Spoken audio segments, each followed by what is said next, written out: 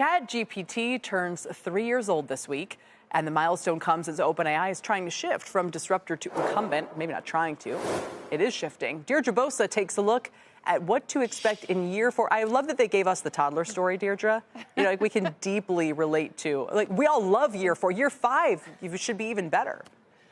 I always say it's not terrible 2s, it's terrible 3s, right? But anyways, Kelly, it's a good note to come back on. Welcome back. I like the top of the show, by the way, where you said, don't blame the AI trade, blame, the 10-year yield. I like that.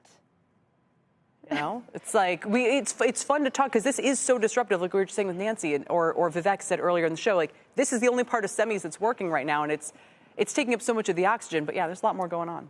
Absolutely. And speaking of that, just yesterday was ChatGPT's 3rd birthday. It's a reminder that this industry does not move in straight lines. Investors treated the first phase like a land grab, a single model race where whoever pulled ahead would own the future. But 3 years in, the pattern, it looks very different. Advances have been faster, but they've also been easier to copy. Model leadership has changed hands multiple times, sometimes in just a matter of weeks. So it's compute, distribution, cache, those are the new kings. And that is why the trade has really flipped. The Google ecosystem outperforming the OpenAI one.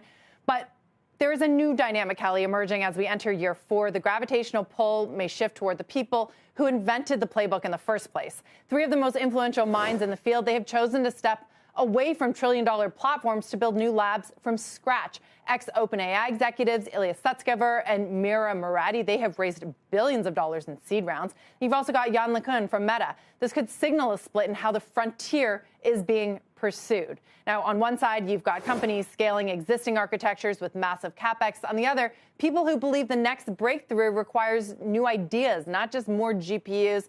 And even Jeff Bezos choosing to build outside of the incumbents, co-founding a new AI startup aimed at reinventing engineering and manufacturing.